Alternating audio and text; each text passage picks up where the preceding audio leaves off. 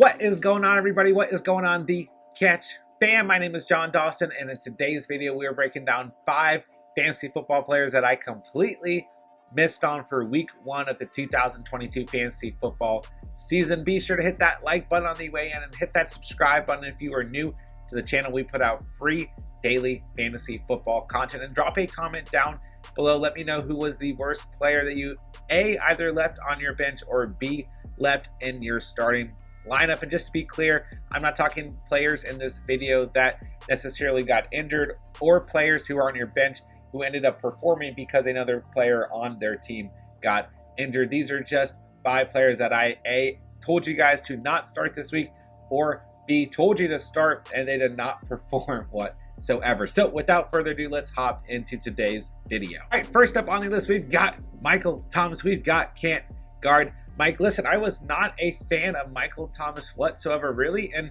the offseason as a whole, and I really wasn't a fan of him going into this matchup up against AJ Terrell. I really thought that this was going to be a bad matchup as a whole. On top of that, you had Michael Thomas coming off of a very serious injury. I mean, a number of injuries over the last 2 years, right? But at the end of the day, gosh, did he show up, show good chemistry with Jameis Winston in the red zone and in this game as a whole. At the end of the day, Thomas had 8 targets for 5 total receptions, 57 receiving yards, and 2 scores. Really, the 2 scores was the big aspect of this. It was a good outing for the Saints offense, although we didn't necessarily see exactly what I thought we would see, and part of that came from Alvin Kamara being injured. But as a whole, a great outing for Michael Thomas, and he absolutely should have been in your lineups here in week 1. All right, second on the list, we've got Derrick Henry, who I really thought was a must start, and I'm not going to knock myself too much for this one. I mean, come on, it's week 1. We've got Derrick Henry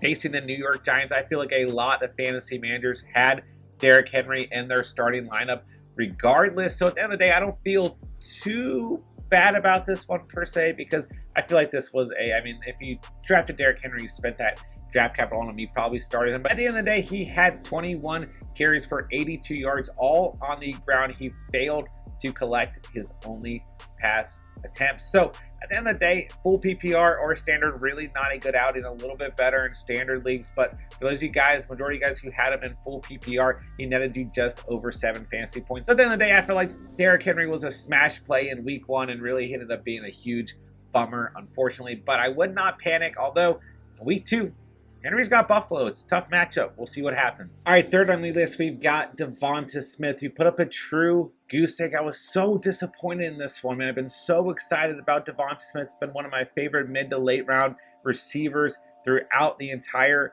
offseason. But at this point, we're past the draft and we're looking at real life football, right? He had 4 targets in this game, didn't haul in a single target. This game script went exactly how I thought it would. I thought the Eagles were going to be explosive all day long, and I thought the Lions were going to play right next to them. So I was really disappointed to see this one, man. At the end of the day, I would not panic on DEVONTA Smith. He's got Minnesota in week 2, Washington in week 3, and Jacksonville in week 4, as well as Arizona in week 5. So at the end of the day, there's some juicy matchups coming up for the Eagles offense. I do think that DEVONTA Smith can get back on track, but wow, week 1, what a disappointment with the true goose egg by my guy DEVONTA Smith. We'll see what happens in week 2. All right, fourth on the list, we've got Dameon Pierce, who, listen, I didn't think going into the week that Dameon Pierce had a crazy high ceiling going up against the Colts defense, but I did think he would have a decent day. And you guys, I mean, most of you here at the channel know I've been high on Dameon Harris since the NFL draft, so it's not like I was on the hype train for Pierce. And like I said, he wasn't my favorite start this week, but I know for some of you guys out there, I was a fan of Pierce in your personal lineups. I thought he would still have a decent day as a whole. Overall, in PPR scoring formats, he had 4.9 fantasy points, 11 rushing attempts for 33 yards, had 1 target, 1 reception, 6 receiving yards. And at the end of the day, Rex Burkhead outpaces him by 3 carries and 7 targets. We saw more production in the Texans backfield from Rex Burkhead than anyone else. So there's week 1 of 2022 season for you.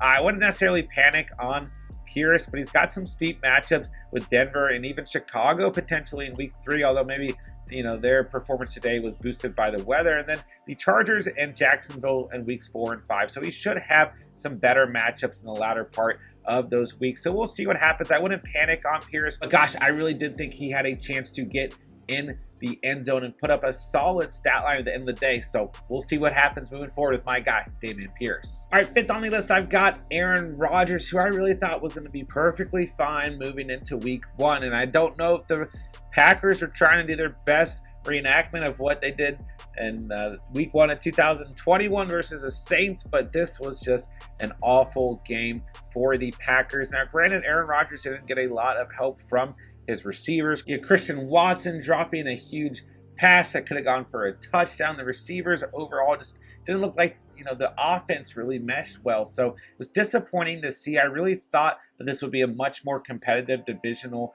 game. And listen, I'm not going to panic on Aaron Rodgers whatsoever, but for some of you guys out there, it really felt like in your personal lineups, there was no reason to be worried about this game. And gosh, was I off at the end of the day. 34 passing attempts, 22 completions, 195 passing yards, 1 interception, and a fumble. The Packers gave up 4 sacks that netted Aaron Rodgers 3.7 fantasy points. It was a really, really bad day for the Packers and Aaron Rodgers. But like I said, don't panic necessarily. But speaking of week 1 players that I missed on, Aaron Rodgers absolutely deserves to be on the list. He gets the Chicago Bears in week 2, and we all know the story there historically. So I think it could be a big bounce back game for Rodgers and the Packers in week 2. And that'll do it for today's video. Be sure to comment down below what player you personally missed on, what player was on your bench that you wish you started, or what player was in your starting lineup that you absolutely did not wish you had in your starting lineup. And on the way out, hit that like button. Be sure to hit the subscribe button, of course, if you are new to the channel. That'll do it for today's video. With that, I'll say thank you guys so much for watching and or listening. And remember, you saw it here on The Catch.